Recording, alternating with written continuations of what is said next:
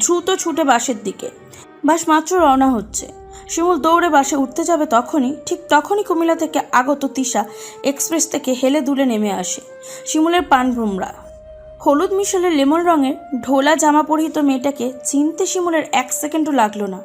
পুষ্প এখনও শিমুলকে দেখেনি, তাই তো এদিক সেদিক বোকা বোকা চোখে তাকাচ্ছে। শিমুল বাস ছেড়ে পুষ্পর দিকে ছুটল। অতি যত্নে আঁকড়ে ধরে রাখা হাতের টিকিট অবহেলায় ছিটকে গিয়ে পড়ল রাস্তায়। শিমুল কিছু না বলে ছুটে গিয়ে আলতো করে পুষ্পকে জড়িয়ে ধরে। এতক্ষণ জমিয়ে রাখা কান্নার হু হু করে শক্ত সামর্থ্য শরীর কাঁপিয়ে বের হয়ে যায়। পাগলের মতন পুষ্পর কপালে গালে চুমুকে দেয়। তার গলা আটকে আসছে, কথা বলা বড়ই কষ্টসাধ্য হয়ে দাঁড়িয়েছে। পুষ্প ভয়ে জড়সড় হয়ে থাকে। শিমুলের উপস্থিতি সে মোটেও আশা করেনি। আজকে বিকেলে প্রচণ্ড মিস করছিল বিদায় সে একাই চলে এসেছে। সে জানে এটা অন্যায়, শুধু অন্যায় না, বড় সড়ো রকমের খারাপ কাজ।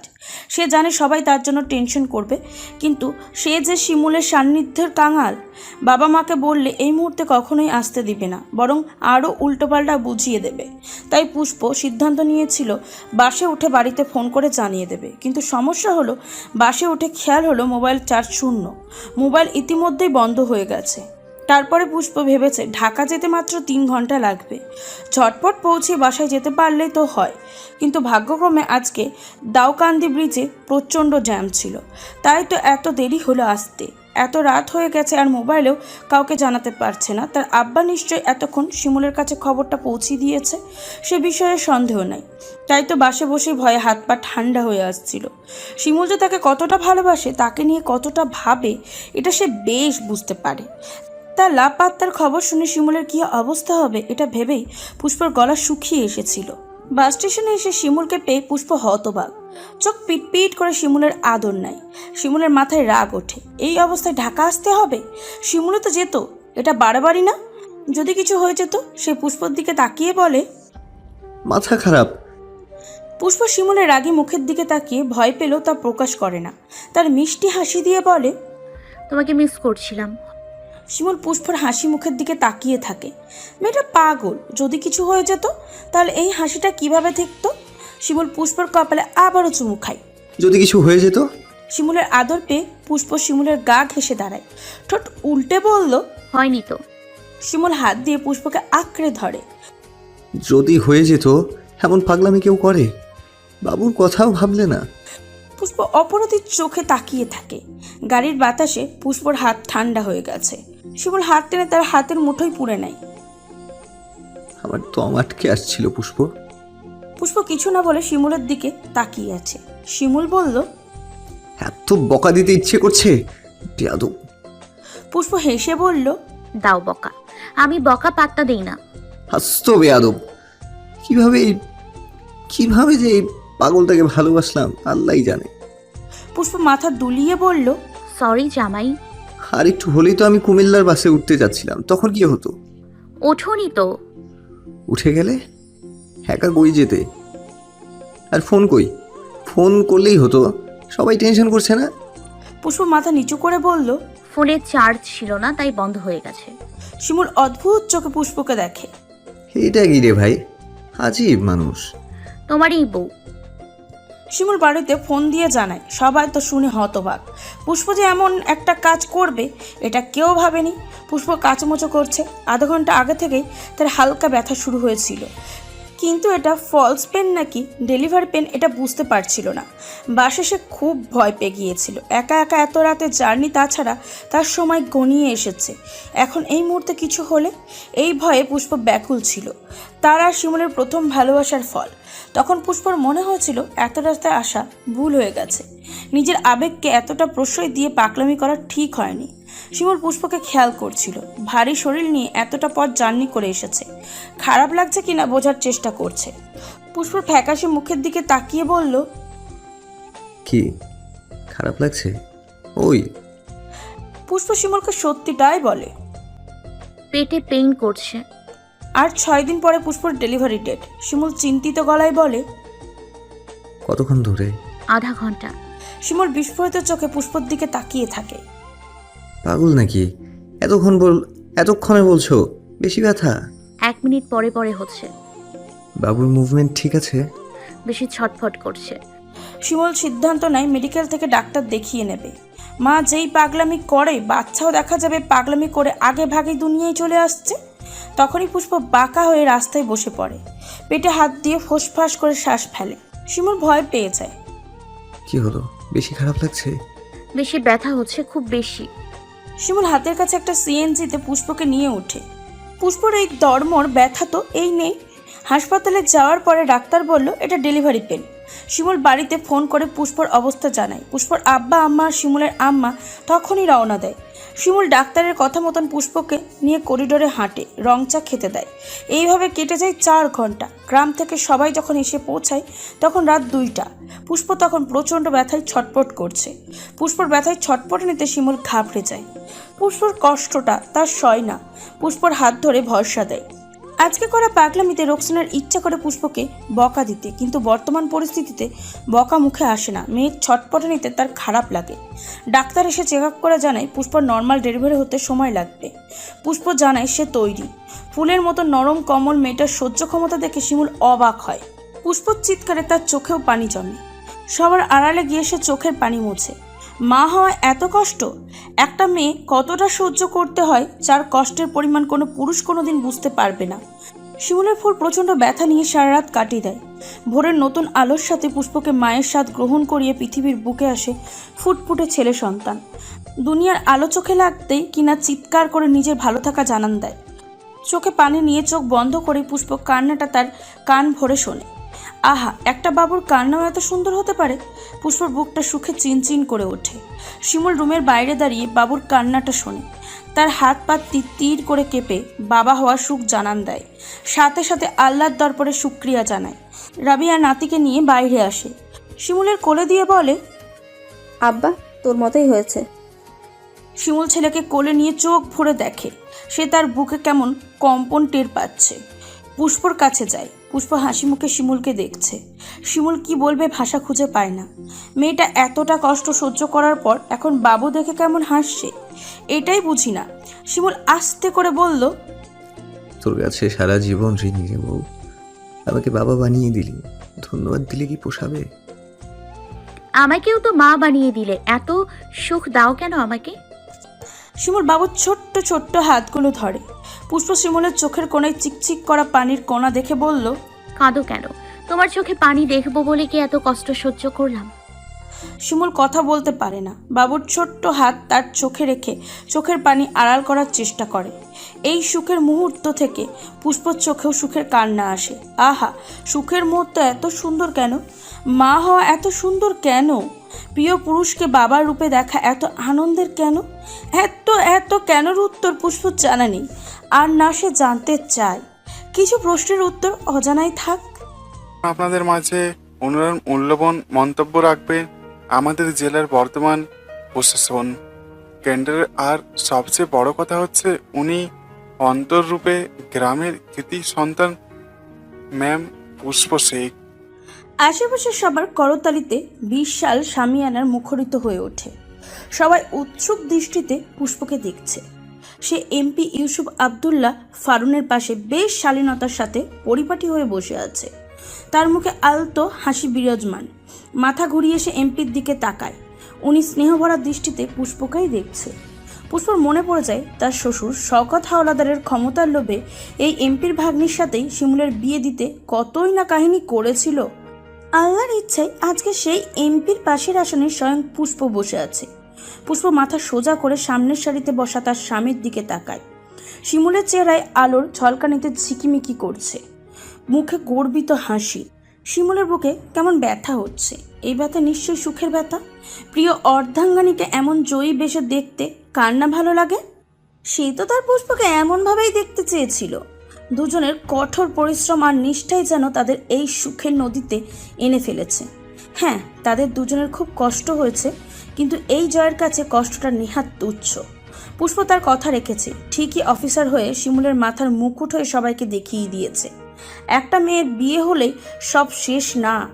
নিজের চেষ্টা থাকলে বিয়ের পরেও সব বাধা জয় করা সম্ভব, যা কিনা পুষ্প করে দেখিয়েছে। শিমুল আনমনেই তার বুকে হাত রাখে। বুকটা কাঁপছে, হৃদয়টা যেন তাকে বলতে চাইছে তার ফুল কথা রেখেছে। পুষ্প তাকানোতে ইশারায় বক্তব্য দিতে পড়ল। পুষ্প তার 8 বছরের সন্তান শুভ্রপের দিকে তাকায়। শুভ্রপের মুখেও হাসি। তার মা এত সম্মানিত মানুষ, মুখে হাসি না এসে পারে?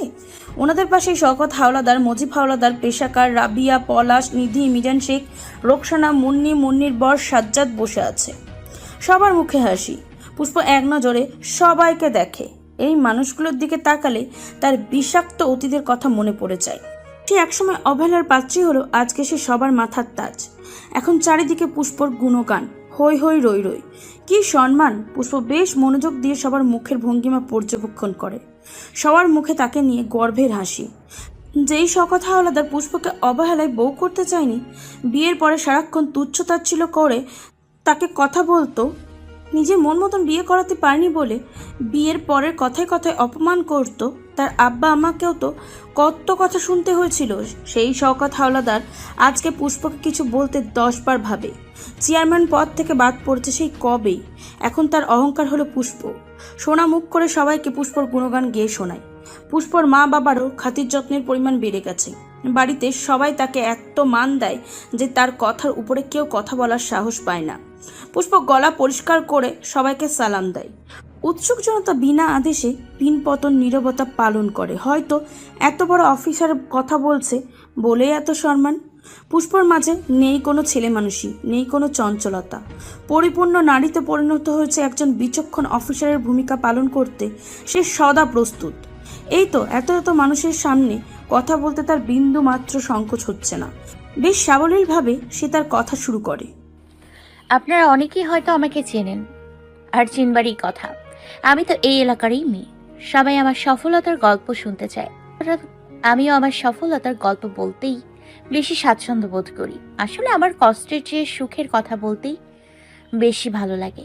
সফল শব্দটা যেমন আকার ইকার ছাড়াই খুব সহজে উচ্চারণ করা যায়, কিন্তু এই সফল শব্দটা নিজের করে নিতে করতে হয় অক্লান্ত পরিশ্রম। এর পেছনে থেকে যায় হাজারো তিক্ত অভিজ্ঞতা, সাধনা, কষ্ট।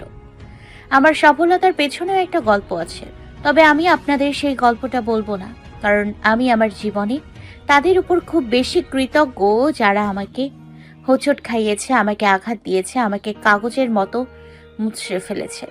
ওনারা যদি এগুলো না করতো আমি হয়তো সেই সাধারণ মেয়ে পুষ্পই থেকে যেতাম। ওনারাই তো আমাকে অফিসার বানাতে অগ্রসর করে দিয়েছে, মস্তিষ্কের সুপ্ত ভাবনা জাগিয়ে দিয়েছে। আমি তাদের কাছে ভীষণভাবে কৃতজ্ঞ, যারা আমাকে ভেঙে চুরে ছায়ের মতো উড়িয়ে দিতে চেয়েছিল। কিন্তু আল্লাহর পরিকল্পনা বোধহয় অন্যরকম ছিল, তাই তো তিনি নিজের পরিকল্পনা মোতাবেক কাজ করেছেন। আমার হাজবেন্ড, সে আমার হাজবেন্ড না, সে আমার হিরো, আমার আইডল। আমার সফলতার পেছনে তার অবদান অপরিসীম। ওনার কথা যদি বলা শুরু করি তাহলে কম হয়ে যাবে। সে যদি আমার দিকে তার হাত বাড়িয়ে না রাখতো তাহলে আজকে পুষ্প এই আসনে বসে কথা বলার যোগ্যতাই অর্জন করতে পারতো না। এই সফলতা যেমন আমার সৌভাগ্য, তেমনি শিমুলের মতো কাউকে পাওয়াও আমার পরম সৌভাগ্য। আরও নানা কথার মধ্যে দিয়ে পুষ্প তার মন্তব্য শেষ করে। অনুষ্ঠানের শেষে এসিপি অন্তরা পুষ্পকে বারবার ম্যাম ম্যাম বলছে আর সসম্মানে এগিয়ে নিয়ে যাচ্ছে।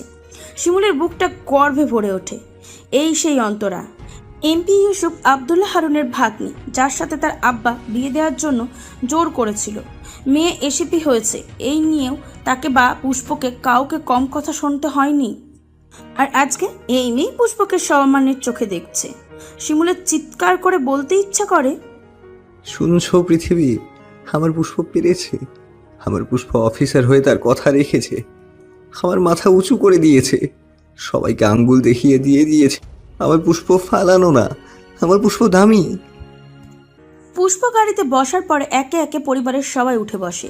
পুষ্প সবাইকে লক্ষ্য করে। তার বলা কথাগুলো এই মানুষগুলোকে উদ্দেশ্য করেই বলা। ওনারা সবাই বুঝতে পেরেছে, কিন্তু চেহারায় নেই কোনো রাগ, নেই কোনো ক্ষোভ। সবাই পুষ্পর দিকে তাকিয়ে কি দারুণ ভঙ্গিমায় হাসে। আসলে সব হলো টাকার খেলা। আগে টাকা ছিল না, সবাই তুচ্ছ চোখে দেখেছে, আর এখন টাকা আছে, তাই তার বেলা বিষাক্ত কথাগুলো মধুর শরাবের মতো লাগে। পুষ্প আজকাল বেশ বুঝতে পারে যে জীবন ভালো থাকতে গেলে টাকাই সব। তোমার টাকা থাকলে তুমি সবার মন জুগিয়ে চলতে পারবে। যেই না কাউকে আর কিছু দিতে পারবে না, তখনই তুমি খারাপ দুনিয়ায়। বিশ্রী কথাগুলো তোমার প্রাপ্য। মাঝে মধ্যে পুষ্প ইচ্ছা করে সবাইকে কটু কথা শোনাতে, কিন্তু মন বলে কুকুরের পায়ে কামড় দিয়ে মুখে নোংরা লাগানো ভালো কাজ না। সে আমার সাথে খারাপ আচরণ করেছে বিধায় আমারও যে এমন আচরণই করতে হবে এমন তো কোনো কথা নেই। পুষ্প না হয় চুপ থাকুক। তবে সবার এই আধিক্যতা তার অসহ্য লাগে। বিষাক্ত সাপের চোখে মধুর আনাগোনা যে বড্ড বেমানান। তবে আমরা বাঙালি, আমরা সব পারি। যাকে পড়ালেখা বন্ধ করার জন্য ঝগড়া করে স্বামী সমেত বের করে দেওয়া হয়েছিল তাকেই আজকাল রানীর মর্যাদা দেওয়া হয়। পুষ্পর প্রতি সবার কি স্নেহপূর্ণ চাহনি! আহা কি স্নেহ! বাড়িতে আসার পরে পেশাকার গদগদা গলায় পুষ্পর গুণগান করছে। পুষ্প সবাই বসে পড়ে, শুভ্রকে কিছু বলছে। পেশাকার আজকাল লাঠি ছাড়া চলাচল করতে পারে না। শুধু লাঠি কেন, যাকে ছাড়া তার একটা মুহূর্তও চলে না সে হচ্ছে রাবেয়া। রাবেয়াকে ছাড়া পেশাকারে কিছুই করতে পারে না। সারা জীবন আসমা আসমা করে পেশাকার রাবিয়াকে ভীষণ কষ্ট দিয়েছে।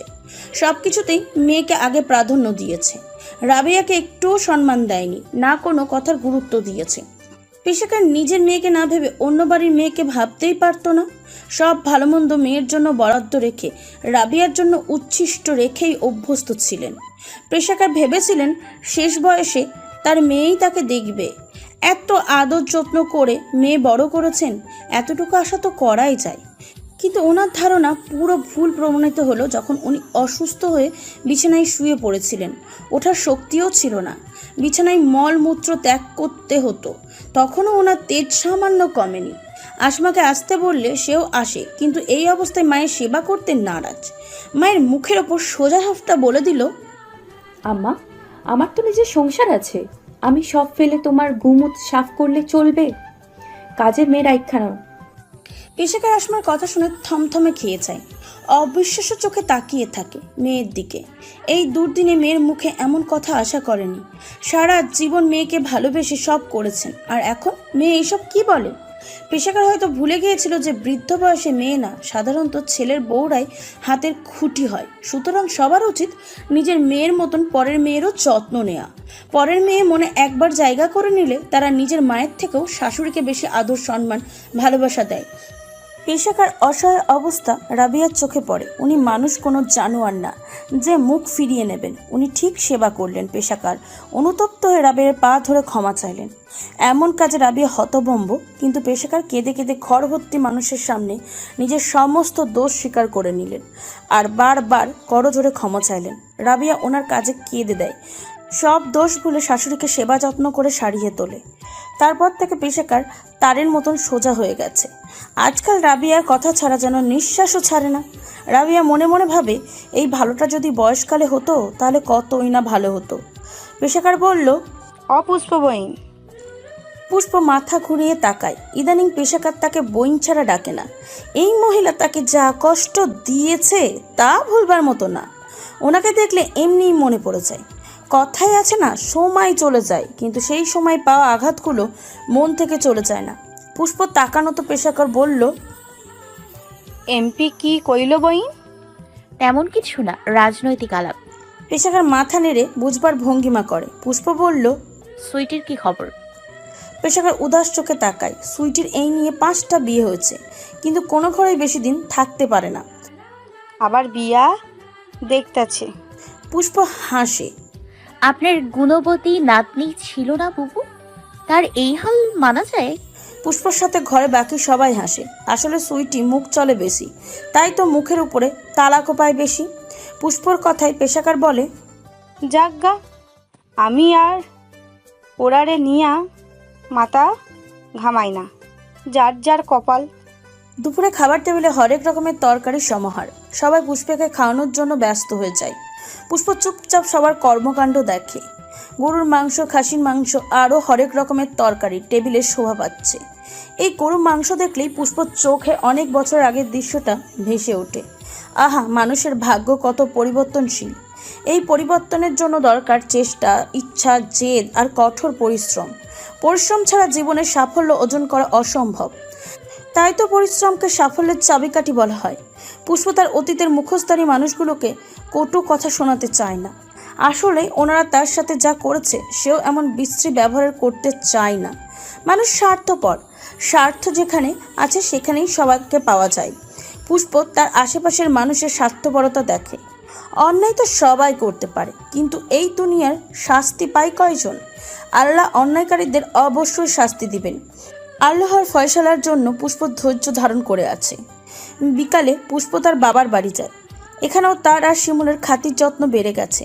আজকাল মুন্নির থেকে পুষ্পর কদর বেশি। মুন্নির স্বামী যা সম্পদ আছে তা কেনার ক্ষমতা আছে পুষ্পর।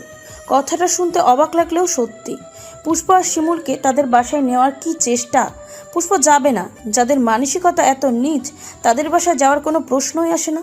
আজকে টাকা আছে বলেই সবাই সম্মান দিচ্ছে, যখন টাকা ছিল না তখনই সবাই দূরছাই করেছে। কেন? যাদের টাকা নেই তারা কি মানুষ না? টাকাই কি জীবনের সব? মানুষ এমন কেন? এই দুনিয়ার টাকাটা কদর এত বেশি কেন? পলাশের ভার্সিটি থেকে সিলেট বনভোজনে যায়। পলাশ সিদ্ধান্ত নেয় সে আর নিধি, শুভ্রক আর সোহাগকে নিয়ে ঘুরতে যাবে। শিমুল সিদ্ধান্ত নেয় তারাও সাজেক যাবে। সাজেকে মেঘ উড়ে যাবে, সে তার পুষ্পরানীকে নিয়ে সেই মেঘের হুড়াহুড়ি দেখবে। যেই ভাবা সেই কাজ। শুভ্রককে পলাশ আর নিধির সাথে রেখে দুজনে 4 দিনের ট্যুরে চলে যায়। শুভ্রক এত বোঝদার একটা ছেলে, বাবা মা চলে যাওয়াতে একটু মন খারাপ করেনি। পুষ্প আর শিমুল সারা রাস্তা গল্প করে কাটায়। পৌঁছে পুষ্প বারান্দায় যায়। খোলা আকাশের এত কাছে দাঁড়িয়ে শুভ্রককে খুব মিস করে। সে শুভ্রককে ফোন দেয়। হ্যালো মা। শুভ্রকের মা ডাক শুনে পুষ্পর মনটা ঠান্ডা হয়। কি করো বাবা? মা, আমরা জাপলং থেকে হোটেলে ফিরছি। তোমরা কি করো? আমরা মাত্র পৌঁছালাম। শুভ্রক হেসে বলল। আমাকে মিস করছো তাই না আম্মু? পুষ্প হাসে। ছেলেটা একদম শিমুলের মতন বুঝতার। কিভাবে যেন পুষ্পকে বুঝে যায়। হ্যাঁ বাবা, এত সুন্দর জায়গা, তোমাকে মিস না করে পারছি না।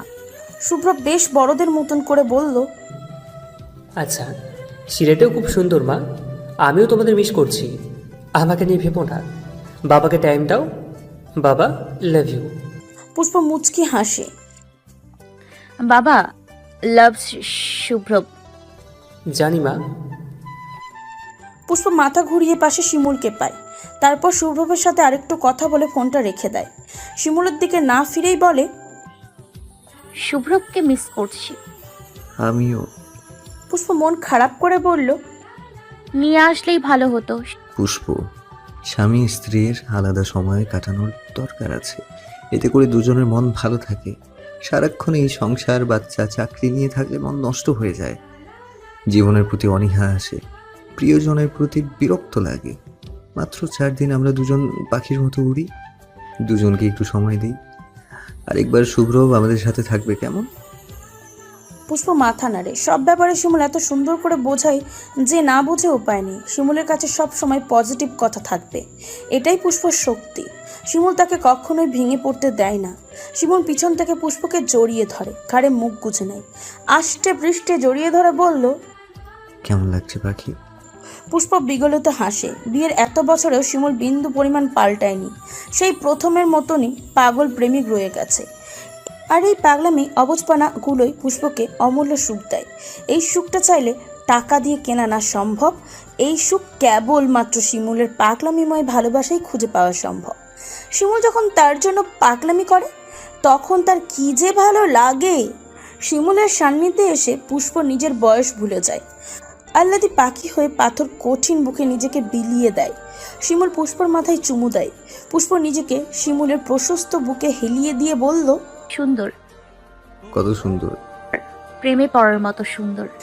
শিমুল ভ্রুকুচকে বলল, শিমুল থাকতে সাজেকের প্রেমে পড়বে কেন? শিমুল কি পুরনো হয়ে গেছে? পুষ্প ফিরে শিমুলের গলা জড়িয়ে ধরে। পায়ের পাতা উঁচু করে শিমুলের নাকের সাথে নিজের নাক আলতো করে ধাক্কা দিয়ে বলল, আমি প্রকৃতির প্রেমে পড়েছি সাহেব। আপনার কি হিংসা হচ্ছে? হ্যাঁ। তাই? হ্যাঁ। আমি তো তোমাতেই মুগ্ধ সারাক্ষণ।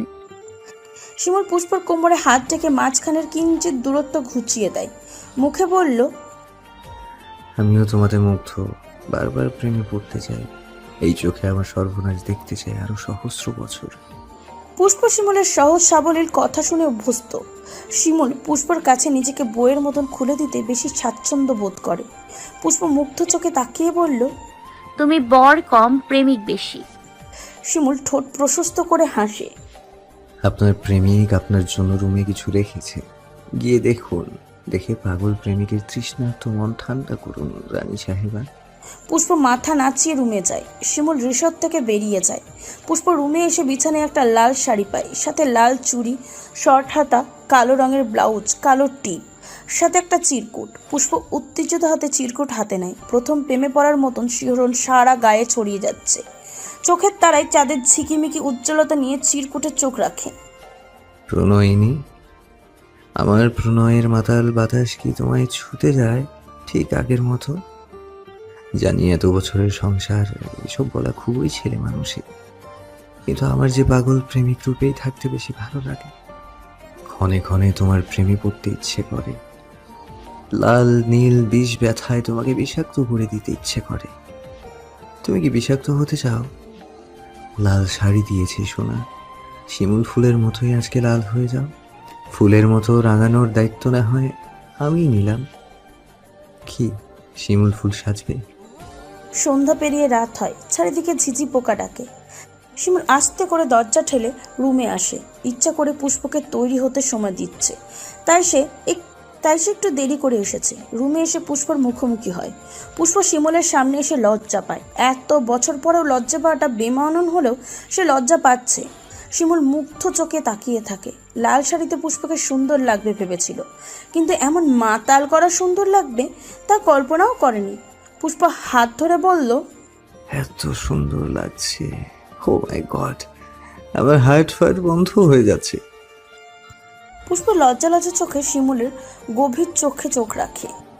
শিমুল ফুলের মতোই সেজেছি, হয়েছে না? শিমুল মনোযোগ দিয়ে দেখে। আস্তে করে তার পুরো ঠোঁটের ভাঁজে পুষ্প লাল রঙা ঠোঁট আলতো করে ছুঁয়ে দেয়। দহনে দুটো শরীর কেঁপে ওঠে। শিমুল বলিষ্ঠ হাতে পুষ্পর কোমর দুহাত দিয়ে ধরে উপরে উঠিয়ে নেয়। হয়েছে, আমি আর একটু রাঙিয়ে দেই, আর একটু লাল আভা মেখে দেই, শিমুলের রানী রূপে আবার আবির্ভাব করে দেই। আজকে নতুন করে শিমুল ফুল ফুটাই। পুষ্প কথা বলে না। বিবশ চোখে শিমুলের কপালের সাথে নিজের কপাল ঠেকিয়ে ঝড়ো হওয়ার তালে শ্বাস নেয়। শিমুলের এমন আবেদনময় আহ্বানে নিজেকে সামলানোর ক্ষমতা তার নেই। চোখের পলকে বুঝিয়ে দেয় সে লাল আভা গায়ে মাখতে চায়। শিমুল মুচকি হাসে। এই নারীতেই তার সর্বসুখ। দেহের প্রতি ভাজে ভাজে যেন সুখের হাতছানি। এত বছরও যেন পুরনো হয় না। আসলে শিমুল পুরনো হতে দেয় না। নিজের মন মতন পুষ্পকে নিজের সামনে উপস্থাপন করে ভালোবাসার দেহ মনে নতুনত্ব আনার চেষ্টা করে। সাজেকের ছোট্ট রুমে ভালোবাসাময় টিপটাপ বৃষ্টি পড়ে। একে অপরের মাঝে ডুবে থাকতে চায়। পুষ্প শিমুলের বুকে মাথা রেখে শুয়ে আছে। শিমুল শক্ত করে পুষ্পকে জড়িয়ে নেয়। ফিসফিস করে বলল, তুমি আমার ফুল, আমার একান্ত ব্যক্তিগত ফুল। পুষ্প শিমুলের লোমশ বুকে নাক ঘষে। তার জীবনের সবচেয়ে বড় পাওয়া শিমুল। তার জীবনে শিমুলকে বাছাই করার সিদ্ধান্ত মোটেও ভুল ছিল না। শিমুলের আদরের আবেশে বিড়ালের মতন বুকে মিশে বলল, তুমি আমার রাজা, আমার শিমুল রাজা, আমার নেতা। বাধা বিপত্তি অভাব কষ্ট সব জয় করে যখন দুজন মানুষ এক হয়, ভয়কে জয় করে জীবন যুদ্ধে সফল হয়, তখন পৃথিবী আসলেই সুন্দর। আর পাশের মানুষটা যদি সত্যিকারের ভালোবাসার মানুষ হয়, তাহলে পৃথিবী কোনো বাধাই তখন পথ রুখতে পারে না। সব বাধাকে আঙুল উঁচিয়ে দেখিয়ে দেওয়া যায়, দেখো আমার এমন একজন আছে যে থাকলেই আমি সব পারি। তেমনি পুষ্প শিমুল আছে। সব ঝড় পেরিয়ে দুজনে সুখী। আমরা সবাই এমন কাউকে আশা করি যার দিকে তাকালে নিজেকে সুখী ভাবা যায়, যে পাশে থাকলে সব বাধা অতিক্রম করার সাহস পাওয়া যায়।